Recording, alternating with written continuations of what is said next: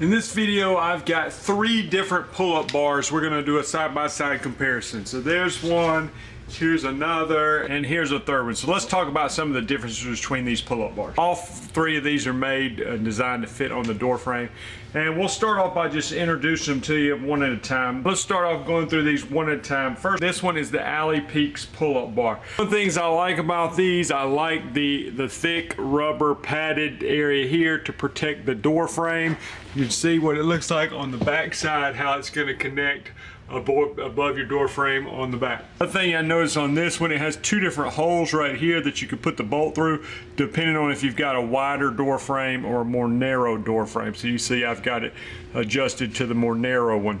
Basic design, well constructed, comfortable grips, and good padding for your door frame. This is AliExpress and it does get good reviews. The other thing cool about this one is it actually comes with 2 different resistance bands that you could use also while you're doing your exercises, as well as a door stop there, as well as 2 handles. So you could set that up on the door frame from down low or up high to do different exercises. So those are included with the AliExpress. Next one is, this one's made by Yes For All. This is a Yes For All heavy duty pull-up bar, and you'll see it's kind of a unique design. It's got more positions for your hands, so you can go real wide here doing a pull-up. You can go more narrow inside. It's got a bar in here. You can go, underhanded here. You can go inside, under, inside, over. So a lot of different positions. Nice thick foam pads here. These actually feel a little bit better to me as far as the padding than the AliExpress one. Again, you've got a nice thick rubber protector there for your door frame. This one does not come with any exercise bands, but I do like the design of this one. I will say this one was a little bit more tedious to put together because you can see there's just more bolts involved on the construction of this one.